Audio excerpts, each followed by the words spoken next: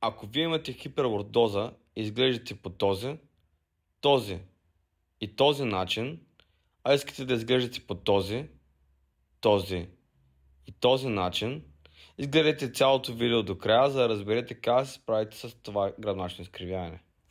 Ако имате желание, може да проверите и моето предишно видео за хиперлордоза, където обяснявам подробно какво точно представлява тя и какъв мускулен дисбаланс я причинява.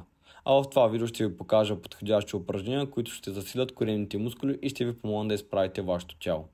Като начало трябва да заставим в коректна позиция на тялото, накратко стягаме коремните мускули, изглаждаме поясната арка и поставяме таза в неутрална позиция. По-подробно за тази корекция обяснявам в последното ми видео. След като вземем въпросната корекция, започваме нормални коремни преси. Стараем се не просто да повдигаме тялото, а да сгъваме съзнателно коремните ни мускули. Не избутвайте излишно врата и главата напред.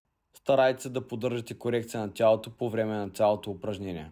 Коремните преси може да ги изпълните с ръце зад тила, на гърдите или върху бедрата. Може също така да използвате други алтернативи, като дигнете краката сгънати във въздуха или ги поставите топка, което ще улесни правилната позиция на тялото. Да акцентираме повече върху долната част на коремните мускули, може да включим повдигане на краката, като според трудността вариации са от телен лек с сгънати крака, леко сгънати крака, изправене или повдигане на краката от успоредка.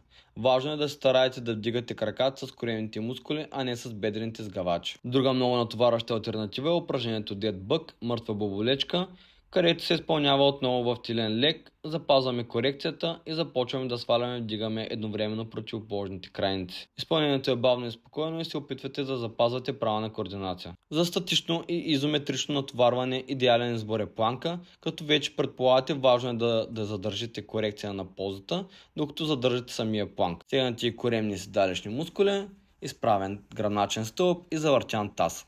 За финал, за пример, ще ви дам вакуумите.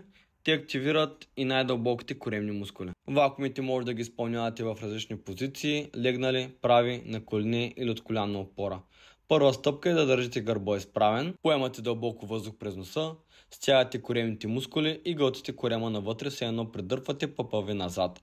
Старайте се, ако е възможно, да задържите корема така поне за 20 секунди, през които дишате спокойно, без да отпускате коремните мускули. Едновременно за по-голяма ефективност, стягате седалищните мускули и завъртате таза. Тези упражнения ще ви помогнат да стегнете вашите коремни мускули и при правилно изпълнение ще изправите вашата хиперлордоза. А в следващия клип ще ви покажа как да разтягате нужните за отпускане мускули, за да се справите още по-добре с нея.